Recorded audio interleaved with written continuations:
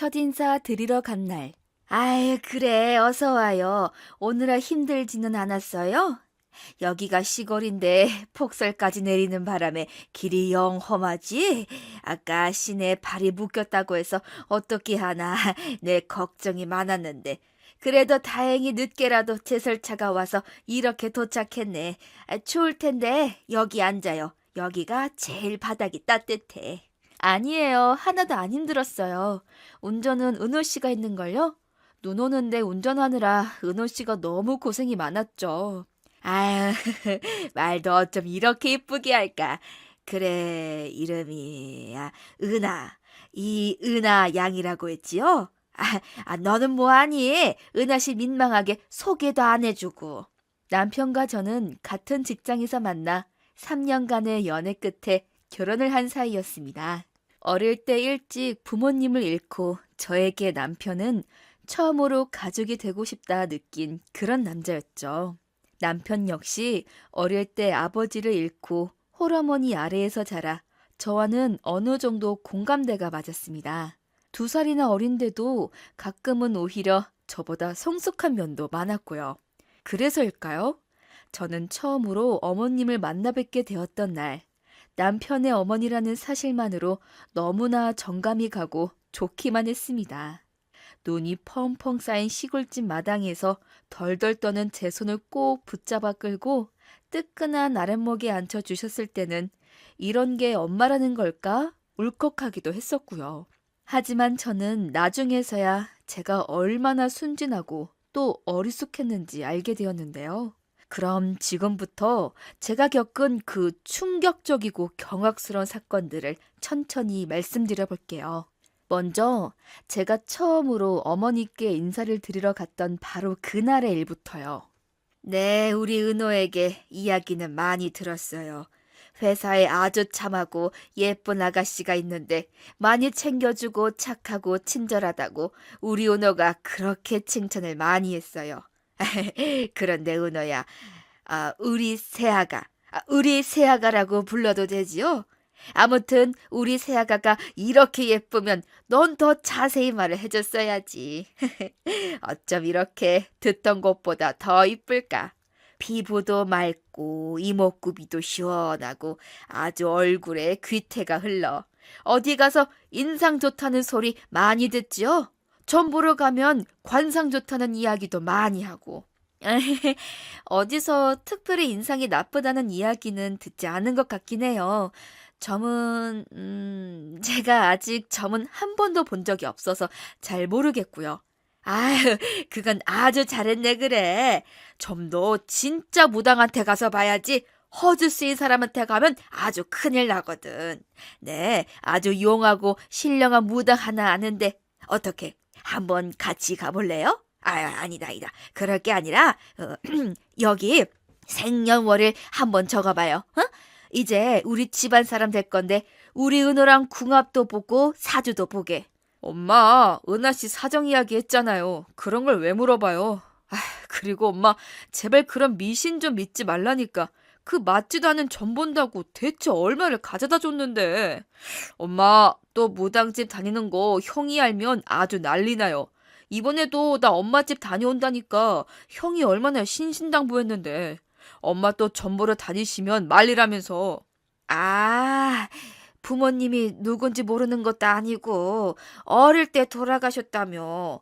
그럼 얼굴도 알고 같이 살았던 시간도 있는데 생일이나 태어날 시간 같은 건 알 수도 있지. 나는 벌써부터 지색 씨한테 눈이 멀어가지고 엄마부터 타박하고. 하여튼 아들은 키워봐야 다 소용이 없어. 은호 씨, 나 괜찮아요. 어머니 말씀대로 어릴 때까진 같이 살아서 태어난 생년월일 시간도 다 알아요. 어머님, 여기에 쓰면 될까요? 혹시 괜찮으시면 점 보러 가실 때 저도 같이 데려가 주세요. 저 점 같은 거 한 번도 본 적이 없어서 궁금하기도 하거든요. 그리고 은호 씨도 본래 결혼 전에 궁합이나 사주팔자 같은 건 많이 맞춰본다 들었어요. 어머니 말씀대로 한번 같이 가서 봐요. 에이, 거봐라. 우리 새아가가 너보다 훨씬 마음도 넓고 엄마 마음을 더 이해하잖니. 그래요. 그럼 나중에 궁합 보러 갈 때 은호랑 이렇게 셋이서 가요. 내가 자주 점 보러 가는 무당이 한 달에 한 번 산에 가서 기도도 하는 사람이야. 아주 기운이 세고 맑은 사람이라 점사라도 한 번 보려면 일주일 전에 예약해야 한다니까. 그렇게 잘 맞는다니까 저도 궁금하네요. 그럼 어머님 연락 주시면 은호 씨랑 같이 모시러 올게요. 일주일 뒤. 솔직히 처음에는 그냥 신기하기만 했습니다. 점이나 사주팔자 같은 미신에 관심 가져본 일이 없어서 이해가 잘 안 가기도 했고요. 하지만 주위의 친구들도 그렇고 다들 한 번은 신년 운세를 보러 가는 일이 있었기 때문에 그러려니 했습니다. 무엇보다 이제 같은 집안 식구가 될 텐데 어머니께 밉보이고 싶지 않다는 마음이 너무나 크기도 했고요. 세상 천지 딸 같은 며느리, 엄마 같은 시어머니 없다고들 많이 말하지만 가족의 정에 굶주린 전 아마 그런 걸 바랬던 것 같아요. 그래서 흥미가 없어도 믿지 않아도 그런 척이라도 하며 잘 보이고 싶었던 거죠. 제가 이상한 걸까요? 아무튼 전 그렇게 어머니께 인사를 드리고 일주일 뒤 마침내 점을 보러 가자는 말에 어머님을 모시러 갔습니다. 어머님, 연락 주시면 저희가 모시러 내려갈 텐데 혼자 오시기 힘드시지 않으셨어요? 운전은 버스기사 양반이 하는데 뭘. 힘들기는 저 양반이 다 힘들었지. 그나저나 내가 시간 맞춰서 온다고 오긴 했는데 생각보다 빨리 도착해서 너희가 힘들었겠구나. 천천히 와도 되는데. 저녁도 안 먹었지? 신당이 9시까지밖에 안 하니까 먼저 전부터 보고 그러고 같이 밥 먹자. 오늘 내가 우리 새아가 맛있는 거 사주마. 엄마, 거기가 전에 형 결혼 전에 궁합 봤던 거기 맞죠? 그리고 그냥 지금 바로 출발하면 안 돼요. 거기 올림픽 도로 타야 돼서 시간 좀 걸리는데. 아, 그래. 그리 가면 돼. 그 양반만큼 잘 보는 무당이 없다니까. 그래, 새아가. 그동안 별일은 없었니? 은호가 속 썩이지는 않았고 혹시 무슨 일 있으면 나한테 다 말하렴. 내가 대신 혼내주마. 엄마, 내가 언제 속을 썩였다고 그런 말을 해요. 사람 민망하게. 저거 봐, 저거. 저도 다 큰 사내라고 애교력은 부릴 줄도 모르고 그저 툴툴대기만 하지.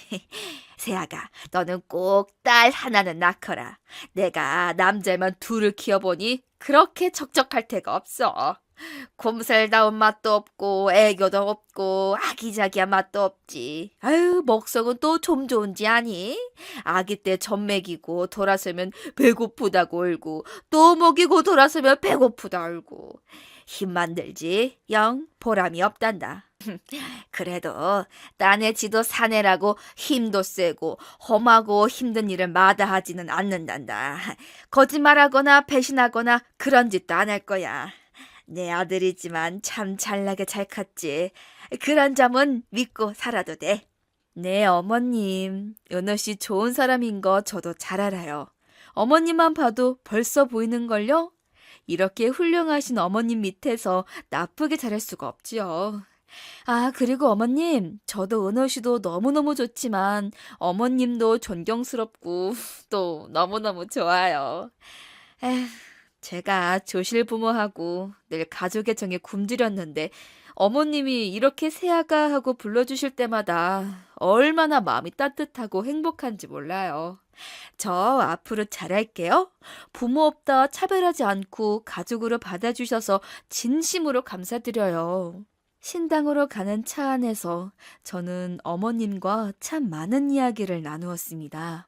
어머님께선 은호 씨가 어릴 때 있었던 일들을 이야기해 주시며 저에게 계속 다정하게 말을 걸어주셨고요.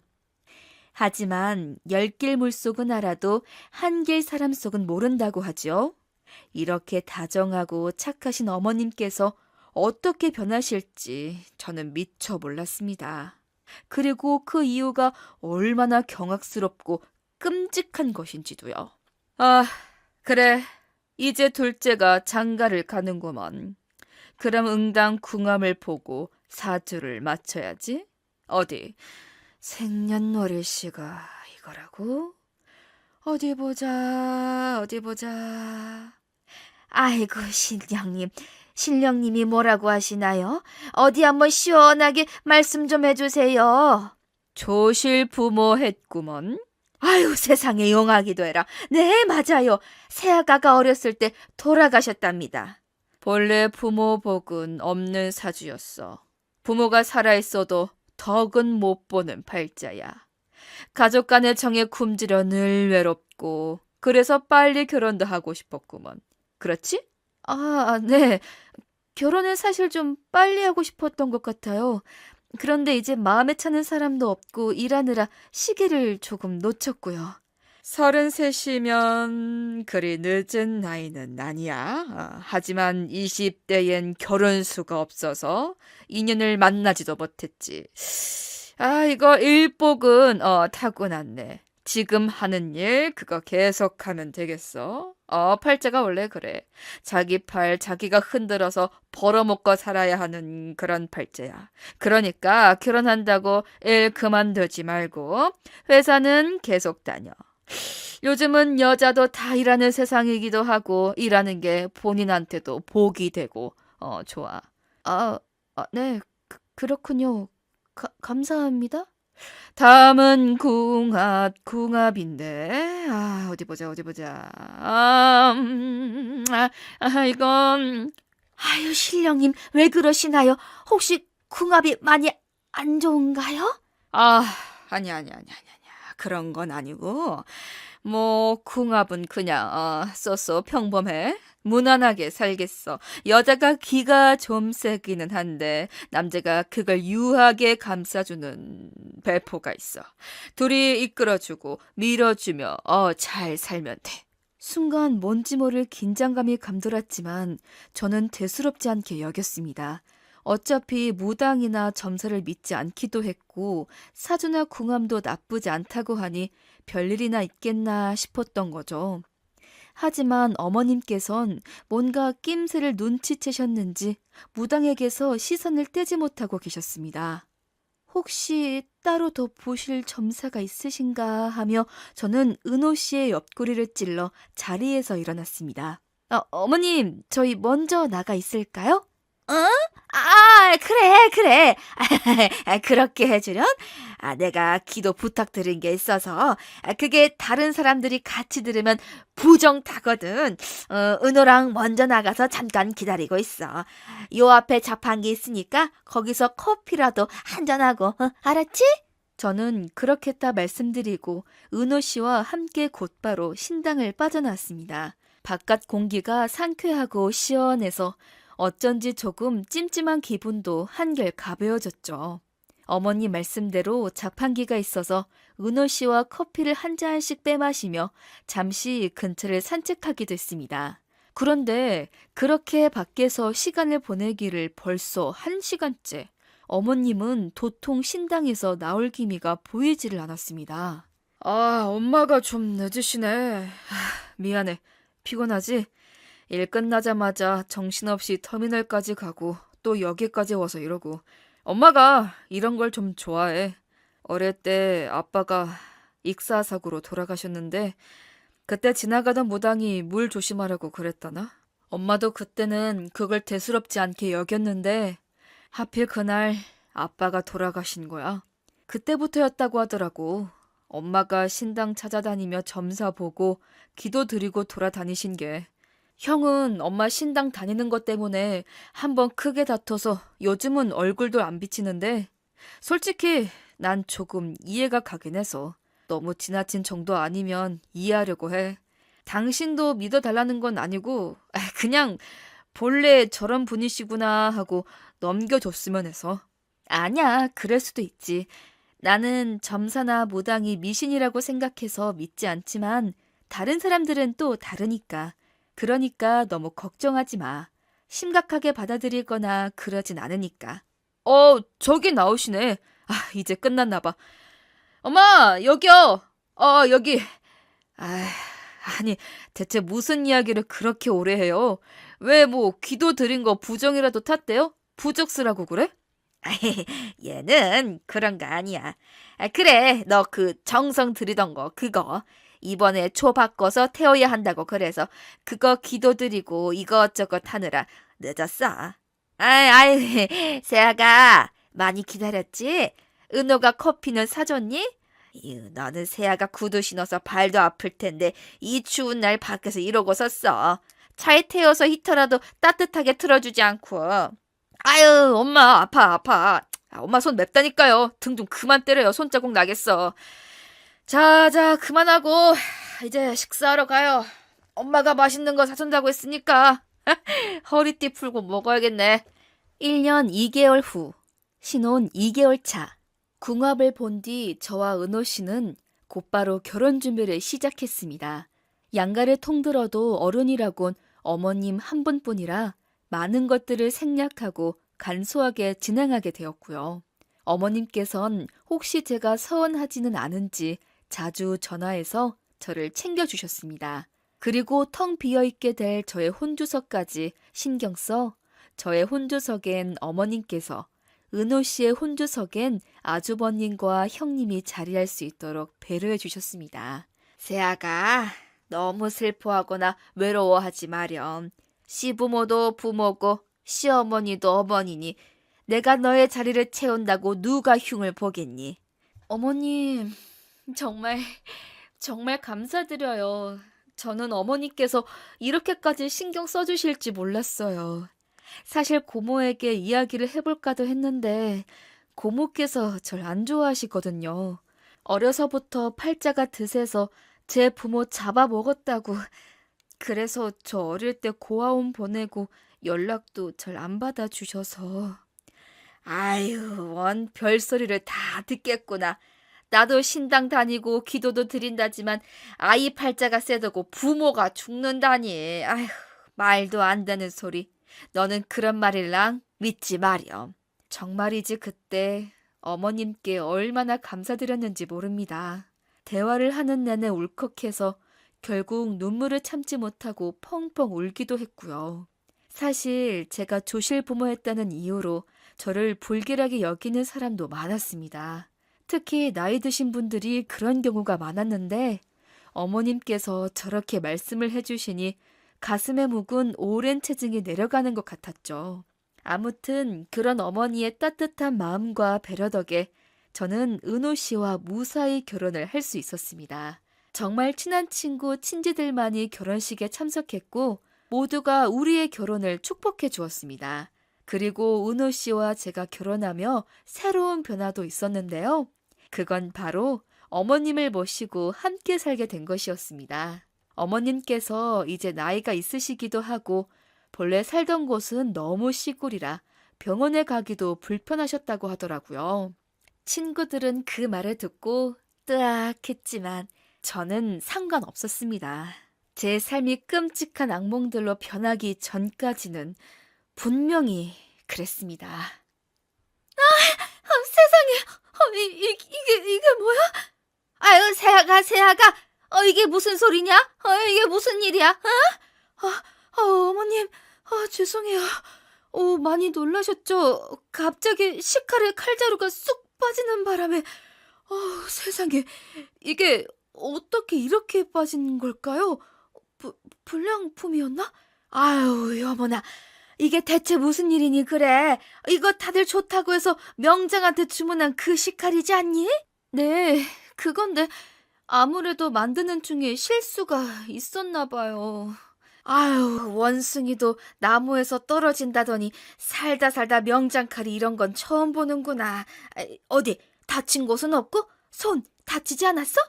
네, 어디 다친 곳은 없어요. 그냥 양파를 썰려고 식칼을 꺼냈는데 갑자기 칼자루가 빠져서 바닥에 꽂힌 거라. 아우, 근데 이거 어쩌죠? 바닥에 흠집이 생겼어요. 표시가 많이 나는 것 같진 않은데. 그래도 집주인한테 이야기는 해야겠어요. 그래야겠구나. 표시는 안 나도 나중에 문제 생기면 안 되니. 아휴, 그나저나 네가 안 다쳐서 다행이다.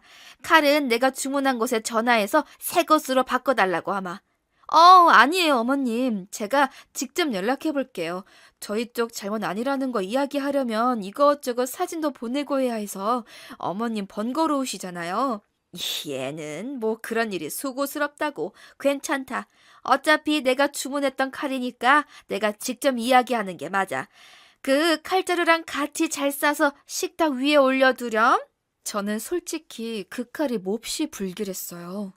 명장 칼이라며 가져다 주셨을 때부터 어딘가 조잡한 것 같아 쓰고 싶지 않았죠. 그때도 칼자루가 쑥 빠진 걸 보고 아무래도 어머님께서 사기를 당하신 것 같다 그렇게 생각했거든요. 그래서 어머님이 사다 주신 칼은 버리고 더 좋은 걸 사서 거기서 바꿔줬다고 그렇게 말하려고 했는데 찜찜하지만 그 일은 그렇게 넘길 수밖에 없었습니다. 하지만 그게 바로 이상한 일들의 시작이었죠. 1년 2개월 후, 신혼 3개월 차. 당신, 오늘 특별히 약속 없지? 오늘 연차라 집에서 그냥 좀 푹 쉬려고. 몸살기가 살짝 있네. 몸살?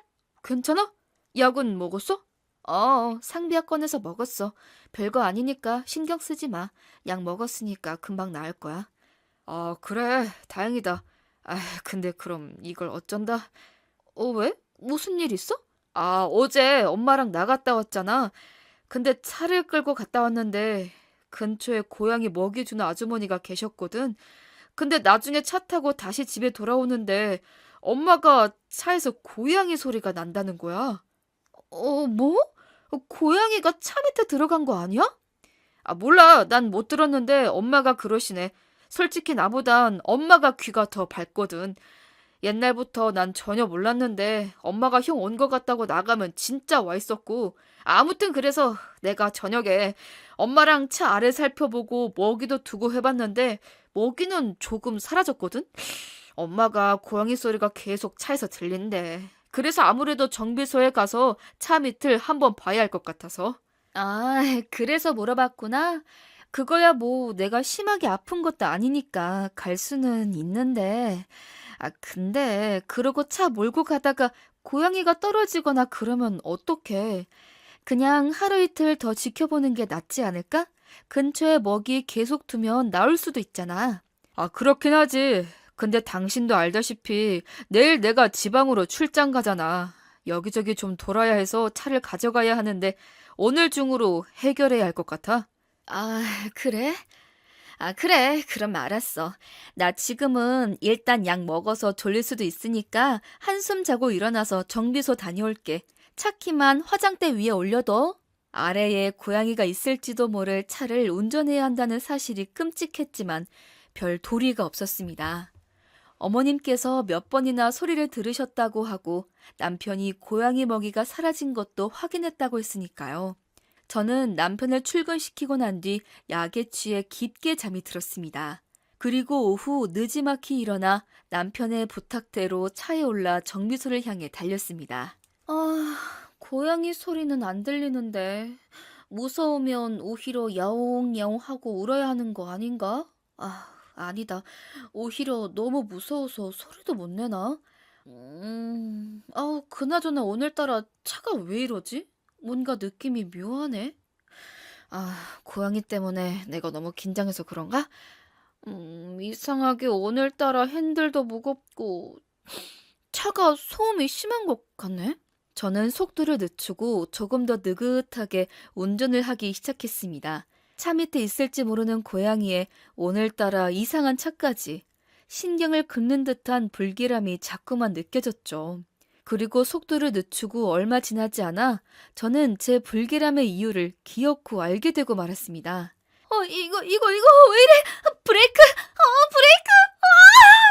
갑자기 끼어든 차에 놀라 급하게 핸들을 꺾는 그 순간 차가 비정상적으로 흔들리며 길게 미끄러진 것이었습니다. 이틀 뒤. 여보, 정신이 들어? 내 목소리 들려? 아휴, 일어나려다가 토로 기절하겠다. 좀 조용히 하고 기다려라, 이 녀석아. 왜 이렇게 호들갑이야?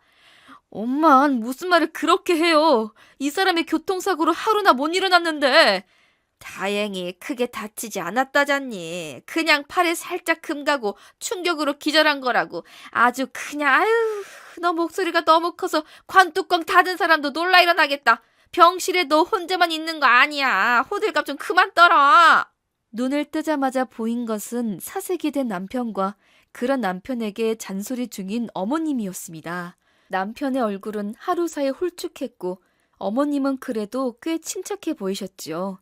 저는 멀쩡한 손을 들어 남편의 손을 툭 건드려 제가 깨어난 걸 알렸습니다. 남편은 금방이라도 울음을 터뜨릴 것처럼 제 목을 끌어안았고요. 내가 얼마나 걱정한 줄 알아? 정말 사람을 왜 이렇게 놀라게 해? 아니야, 내가 미안해. 내가 괜히 정비소에 가달라고 부탁을 해서 그냥 내가 퇴근하고 다녀왔으면 됐는데 몸도 안 좋은 사람한테. 당신 어디 아픈 곳은 없어? 목마르지는 않아? 하루를 꼬박 깨어나지 않아서 내가 진짜 얼마나 걱정했다고. 나 괜찮아. 아픈 건 없고. 아무튼 어머님 말씀대로 크게 다치진 않은 것 같아. 링겔 맞고 있어서 그런가? 갈증도 안 나. 그냥 좀 이게 무슨 일인가 싶어서 당황했을 뿐이야. 다 그만 울어. 다 큰 남자가 이렇게 엉엉. 어머님 말씀대로 당신 너무 호들갑이야. 누가 아니래니. 아휴, 나 참. 아주 누가 보면 송장이라도 치르는 줄 알겠구나. 엄마, 제발 좀. 왜 자꾸 그런 말을 해요? 이제 막 깨어난 사람 앞에서 송장을 친다느니 그런 소리를 왜 해요? 아유, 아니 내가 뭐 못할 소리 했니? 얘가 오늘따라 왜 이리 유난이야? 그나저나 세아가 진짜 이게 무슨 일이니? 얼마 전에 칼조류가 쑥 빠지더니 이번에 또 교통사고가 다 나고. 아휴, 이거 어디 굿이라도 해야 하는 거 아니야? 엄마 또 형이랑 그걸로 싸워놓고 또? 엄마, 나랑도 얼굴 안 보고 살고 싶어요? 오늘 엄마 너무 이상한 거 알아? 여보, 난 괜찮으니까 진정해. 그리고 어머님, 저 굿 같은 건 괜찮아요. 그런 건 구슬하고 기도를 하는 당사자가 믿는 게 제일 중요한데 사실 전 그런 거 안 믿거든요. 솔직히 조금 미신이라고 생각하기도 하고요. 어머니께서 절 걱정하는 마음에 권해주시는 것은 정말 감사하지만 그 마음만 감사해 받겠습니다. 은호 씨도 그다지 좋아하지 않고 저도 믿지 않아서 하고 싶지 않아요. 아유, 그래 뭐. 평양 감사도 저 싫으면 그만인데 굿을 어떻게 억지로 하라고 하겠니? 그래도 혹시 모르니까 내 그 무당한테 부적 하나 써달라고 하마. 혹시 모르다니 또 그 부적 덕에 안 좋은 일 피해서 갈지. 지갑에 넣어두면 되니까 그것만 해주렴. 내가 그래야 안심이 돼서 그래. 응? 네, 그렇게 해서 어머님 마음이 편해지신다면 그렇게 할게요. 4개월 후 어머님께선 다음 날로 곧장 부적을 해오셨고 저는 그걸 지갑 구석에 끼워뒀습니다. 딱히 믿는 건 아니지만 그래도 불운을 막아준다고 하니 손해볼 건 없겠다 싶었죠. 그러나 예상했던 대로 부적은 아무런 소용이 없었습니다. 아니, 오히려 더 나빠진 것 같았달까요? 태어나자마자 집 계단에서 미끄러져서 다리가 부러진 건 애교였습니다. 부러진 다리 깁스를 풀러 병원에 가던 날은 급하게 뛰어가던 사람에게 부딪혀 밀리면서 차에 치였거든요. 다행히 아주 요란하게 다친 것에 비해 상처는 경미한 편이라 3개월 후 퇴원했어요. 퇴원하고 일주일도 안 되어서 어머니께서 냉장고에 넣어둔 빙초산을 마시긴 했지만요. 당신 대체 왜 그래? 그걸 왜 마셔, 왜? 냄새 맡아보면 딱 몰라? 어떻게 그걸 그러고 마실 수가 있어? 홍초인 줄 알고 알았다고 몇 번 말해. 빙초산 말만 들어봤지 어떻게 생겼는지 어떤 냄새가 나는지도 모른다고. 그래서 그냥 홍초인가 보다 했지. 알잖아 당신. 나 비염 있어서 냄새도 잘 못 맡는 거. 그러게 엄마는 왜 그걸 냉장고에 둬서는. 선생님 정말 괜찮은 겁니까? 당신도 말해봐. 어디 아프거나 그러지는 않아? 말씀드린 것처럼 많이 드시지 않아서 큰 문제는 없을 듯합니다. 드실 때 물을 마시던 컵의 소량 따라서 맛만 보신 거라서 위장관 손상도 거의 없고요. 아내분이 현명하셨던 게 이상한 걸 눈치채고 곧장 우유를 드셨어요. 그리고 바로 119 불러서 병원에 오셨고요. 아, 제가 요즘 사고가 좀 많아서요. 아우, 이걸 다행이라고 해야 할지. 아우, 참나. 살면서 이렇게 운이 없었던 적이 없었어요. 컵이나 그릇은 손을 대면 미끄러지고 깨지고 핸드폰 같은 건 잃어버리거나 고장내기 일쑤였죠. 집에서 무슨 소리만 나도 어머님과 남편이 놀라서 저에게 달려왔습니다. 하지만 그런 불운과 불행보다 저를 더 슬프게 하는 것이 하나 있었어요. 그건 바로 어머님의 태도가 더는 예전 같지 않다는 거였습니다. 아무래도 너는 팔자가 드세고 사납나 보구나. 어떻게 하루가 멀다 하고 이렇게 매일 물건을 깨트리고 다치고. 에휴, 여자가 팔자가 드세고 사나우면 남편을 잡아먹는 법인데 집에 사람을 잘못 들였어. 아휴. 처음에는 그런 말 하는 사람들이 잘못되었다며 제 편을 들어주시던 분이었는데 그 말을 듣는 채 마음이 갈기갈기 찢어지는 기분이 들었어요. 돌아가신 부모님 대신 친부모처럼 여기던 어머님이라 더더욱 그랬죠. 근데 씁쓸하게도 한편으론 그게 또 이해가 가더군요. 누가 봐도 이상할 정도로 사고가 끊이질 않으니 불길하게 느껴지는 것도 무리는 아니니까요. 하지만 대체 누가 알았을까요? 제게만 일어나는 이 이해할 수 없는 불운과 온갖 사고들이 모두 계획된 것이었다는 걸. 이틀 뒤. 어머니, 저 다녀왔어. 나가셨나? 어머니! 어머니! 안 계세요? 어디 가셨지? 이상하네? 오늘 약속 있다는 말씀 없으셨는데? 그날은 제가 각종 사고로 쉬고 있던 회사를 다시 출근한 날이었습니다. 사실 출근 날이라기보단 하루 전 미리 인수인계를 받고 쉬는 동안의 일을 파악하러 간 거였죠. 다행히 제가 쉬는 동안 제 자리를 대신한 임시 담당자가 일을 잘 정리해준 덕에 본래 생각했던 시간보다 좀 빠르게 집에 돌아올 수 있었고요. 그런데 집에 오니 집에 계실 거라던 어머님께서 안 보이시더라고요. 그래서 어디 가셨나 했는데 창고를 사용하는 작은 골방에서 어머님의 목소리가 들려왔습니다. 아유야, 그러게나 말이야. 내가 요즘에 그것 때문에 잠이 안 온다니까. 아유, 저게 죽어야 우리 아들이 산다는데 죽지를 않네. 예, 팔자가 드세면 목숨줄도 질기다더니 저게 다 그런 건가 봐. 결혼하고 1년 안에 죽어야 한다는데 안 그럼 내 아들 잡아먹는다는데. 에휴. 아이 뭐? 아, 그건 벌써 옛날에 해봤지. 칼자루 뽑는 걸로는 어림도 없어. 엄한 바닥만 흠집 나서 물어줬다니까. 그 식칼도 신당에서 아주 공들여서 만든 살이 깃든 물건인데. 에휴. 아유, 팔자가 어찌나 드센지 영 힘을 못 쓰더라니까. 아우, 글쎄, 안 해본 곳이 없다니까 그러네. 그 계단에 식용유도 발라보고 빙투산도 벌써 써먹어봤어. 아유, 그건 안 돼. 전에 한번 보자기 뒤집어 쓰고 횡단보도에서 슬쩍 부딪히면서 밀어봤어. 차에 부딪혔는데도 멀쩡히 살아있는 걸 보고 아유, 내가 진짜 얼마나 기가 막히던지 뭐. 정 안 되면 신당 가서 살 내리는 굿도 하고 그래도 안 되면 그땐 직접 손 써야지 뭐. 그래, 그 궁합 보러 갔는데 장군님이 내리셔서 나한테 딱 계시를 주시는데 부모가 대신 죽어서 지금 살고 있는 거래잖아. 사실은 죽었어야 할 사람의 사주라잖아. 아유, 소름 끼쳐. 그러니 저거 이모인지 고모인지도 아직 한참 어린애를 못 키운다고 그런 거 아니야. 아, 그래, 그렇다니까. 공원에서 컸지 뭐. 처음엔 조실 부모하고 어린 것이 얼마나 마음고생이 심했을까 했는데 장군님 말씀 듣고 나니까 아주 그냥 소름이 쫙 돋지 뭐야. 그래도 저것이 죽으면 내 아들에겐 날개를 달아줄 복이 된다니까. 그래. 맞아.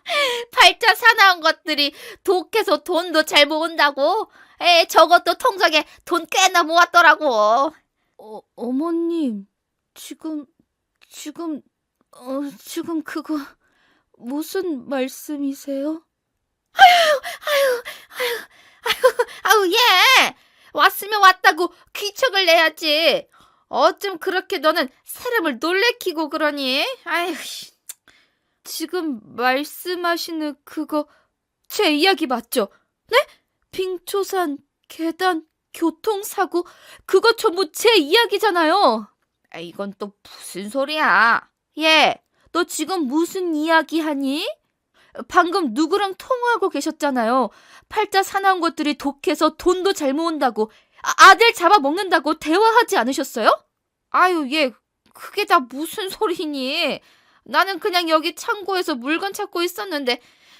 얘, 새아가, 요즘 많이 힘드니? 응?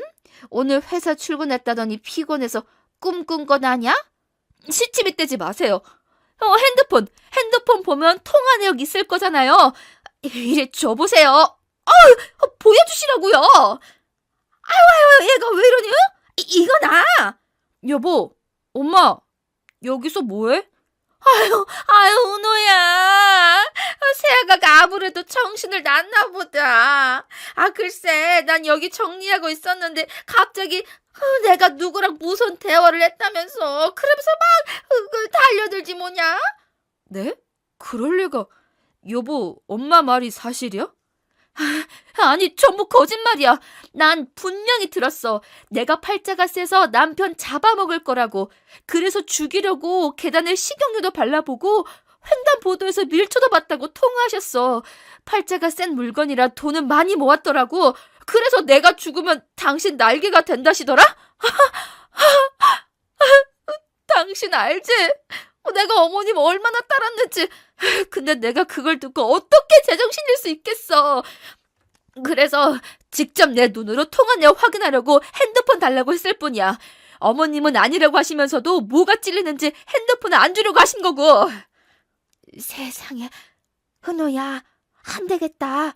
빨리 병원 전화해서 저거 데려가라 그래. 응? 미쳐도 단단히 미친 게 분명해. 그러지 않고서 어떻게 저런 모함을 해. 내가 지금까지 저한테 얼마나 잘해줬는데. 어머님, 왜 자꾸 그런 거짓말을 하세요? 저한테 무슨 억하심정이 있으셔요? 제가 그리 마음에 안 드시면 그냥 결혼 반대하셨으면 됐잖아요. 왜 이제 와서 갑자기 이러시느냐고요. 야, 이거 봐라, 이거. 제정신이 아니야. 완전히 미쳤지. 은호야, 은호는 엄마 믿지? 응? 우리 아들, 우리 착한 은호. 제발 그만 좀 해. 저와 어머님 사이에서 이러지도 저러지도 못하고 서 있던 남편이 갑자기 소리를 질렀어요. 마치 고통을 참는 것처럼 잔뜩 일그러진 얼굴이 굉장히 혼란스러워 보였습니다. 고함 소리에 놀란 어머님이 은호 씨의 팔을 슬쩍 잡아당기며 눈치를 보았지만 이내 거칠게 내쳐졌습니다. 저는 몹시 놀란 채로 은호 씨가 입을 열기를 기다렸습니다. 당신이 어머님이 한 말 정말 똑똑히 들었어? 잘못 듣거나 스트레스로 인한 후유증일 가능성 정말 없다고 단언할 수 있냐고.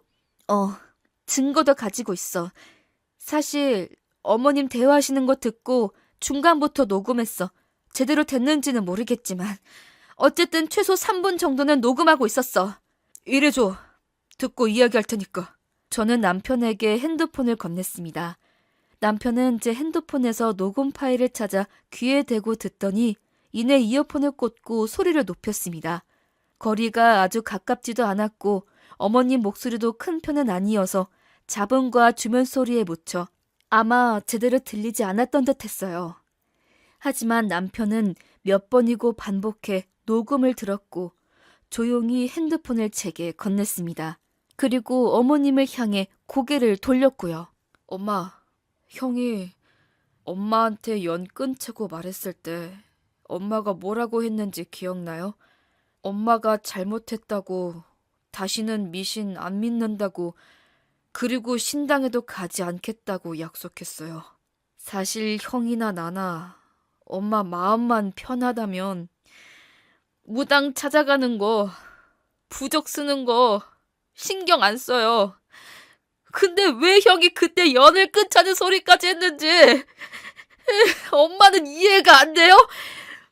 엄마에게 우리가 소중한 자식이고 가족인 것처럼 형수님이랑 은하 씨가 이제 우리의 새로운 가족이기 때문이잖아요. 제발 적당히만 하라고 제가 그렇게 아니 빌었잖아요. 형수님 유산시킨 걸로는 부족해서 그래서 이제 은하 씨까지 죽이라고 한 거예요?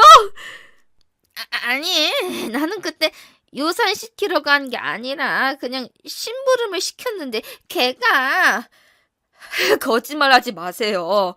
몸도 무거운 형수님 한시도 쉬지도 못하고 엄마 수발 들다가 유산한 거잖아요. 내가 그럴 줄 알았니? 알고 그랬어? 나는 너희를 뱃속에 10달 품으면서도 밭도 메고 논도 갈았어. 너희 태어난 날도 천만 물리고 나가서 과수원에서 하루 종일 집 나르고 소처럼 일하고도 멀쩡했어. 제 몸이 약해서 그 사달이 난 것을 왜 내 탓을 해? 왜? 엄마, 그만 좀 해요. 어떻게 사람이 다 똑같아요. 형수는 몸 약하다고 우리가 그렇게 몇 번이나 말을 했잖아요. 그리고 그럼 형수는 그렇다 쳐도 은하 씨한테는 왜 그랬는데요? 거짓말을 생각하지 마세요. 이번에는 증거가 아주 똑똑히 남아있으니까. 나는 다 너 잘 되라고. 은호야, 너는 못 믿겠지만 그 무당이 정말 영험해. 너 어디 회사 들어간지도 다 맞췄다니까? 근데 그 무당이 그렇잖아. 저 물건이 남편 잡아먹는 사주팔자라고. 그래서 결혼을 막으면 안 된다니까. 이미 둘 사주가 엉겨서 그렇게 풀면 안 된다고 하고. 아니, 엄마는 널 위해서 그런 거야. 엄마 마음 이해 못하니? 응? 언니 아빠 그렇게 보내고 너만 보며 살고 있는데 이 엄마 마음 하나 이해 못해? 네, 이해 못해요. 전 애초에 무당도 안 믿고 엄마가 왜 그러는지도 이해가 안 가요. 엄마, 나 솔직히 이제 좀 지쳐요. 형이 엄마랑 연 끊던 날 우리 둘이 무슨 이야기 했는지 알아요? 엄마가 또 미신으로 사람 잡으면 그땐 그냥 엄마 치료 받게 하자고 그렇게 이야기했어요. 그땐 형이 너무 매정하다 생각했는데 이제 날 것 같아요. 뭐? 네가 어떻게 너희가 그런 말을 할 수가 있어? 응? 어떻게? 여보, 당신이 결정해. 당신이 엄마를 고소한다고 해도 난 할 말이 없다. 미안해. 내가 차라리 형한테 있었던 일 전부 말하고 조심하라고 이야기해줄걸. 당신이 엄마를 너무 좋아해주고 엄마도 멀쩡해 보여서 이제 괜찮은 줄 알았어. 고소하고 싶으면 해. 녹취도 있고 증거는 찾으면 더 나오겠지. 나도 도와줄게. 저는 남편을 잠시 쳐다보고 어머님을 똑바로 응시했어요. 어머님께선 충격으로 바닥에 주저앉아 계셨는데 아무래도 넋이 나간 듯 보였습니다. 하지만 저 또한 배신의 충격으로 털끝만큼의 동정심도 들지 않았어요. 어쩌면 전 그동안 이 모든 일들이 어머님의 짓이라는 걸 알고 있었던 것도 같았어요. 알면서도 결혼하던 그날 제 혼주석에 앉아 친엄마처럼 안아주던 그 모습이 자꾸 생각나 외면했던 거죠. 그러나 모든 일에 시작이 있으면 끝이 있는 법이잖아요. 저는 어머님과의 관계를 그냥 끝내기로 마음먹었습니다. 어머님, 그날 제 혼주석에 앉아주셔서 감사했어요. 어머님께서 절 죽이시려고 했던 것과는 별개로 그 은혜만큼은 죽어서도 잊지 않을게요. 그동안 감사했습니다. 하지만 더는 친모녀 지간처럼 그리고 시어머니와 며느리로 살기는 힘들 것 같아요. 아니야, 나는 다 너희들을 위해서. 장군님이 말씀하셨다니까. 박씨 집안에 잘못들은 암탉이 있다고. 그 암탉을 잡아야 괜찮아진다고. 남편 잡아먹는 암탉이 있다고 그랬어. 그래. 장군님이 하신 말씀이 틀렸을 리가. 어머님께선 이후 완전히 정신을 놓으셨어요. 경찰을 찾아갈까, 그러면 남편에게 상처가 되지 않을까 걱정했는데 이런 상태로는 고소를 하거나 신고를 해도 제대로 된 처벌을 받기도 힘들어 보였습니다. 결국 저는 따로 법적인 절차를 밟지 않고 어머님을 병원에 입원시키는 걸로 일을 마무리하기로 했습니다. 혹 나중에 다시 정신을 찾으신다고 하더라도 절대 같이 살아서는 안 되고 요양원에서 지내셔야 한다는 조건을 붙여서요. 미안해. 사실 아무리 그래도 법적으로 정리하는 게 맞는 건데 나 때문에 당신이 많이 참은 거 알아. 내가 이 은혜는 평생에 걸쳐서 갚을게. 미안해. 고마워. 정말 너무너무 미안해. 의사 선생님의 말씀에 의하면 본래도 치매 증상이 있으셨는데 충격을 받아 더 악화되신 거라고 하셨습니다. 가끔 기적적으로 제정신으로 돌아올 수 있지만 아마 힘들 거라고 말이죠. 남편은 가끔 명절이나 어머님의 생신에 한 번씩 얼굴을 보러 다녀오고 있습니다. 저는 그런 남편을 모르는 척 눈 감아주고 있고요. 제가 너무 무르다 느끼실지 모르겠지만 어차피 이미 정신을 놓으신 분, 그런 분을 상대로 증오나 미움을 품기가 참 힘이 들더라고요. 그래서 결국 내가 은호 씨와 행복하게 사는 게 그분에겐 오히려 복수인 거 아닌가, 그런 생각으로 더 행복하게 살기 위해서 노력하고 있어요. 누군가를 미워하기보다는 다른 누군가를 사랑하는 것이 더 제 마음에 평화를 가져다 주니까요. 여러분들에게도 그런 마음의 평화가 깃드시기를 바랍니다. 긴 이야기 들어주셔서 감사합니다.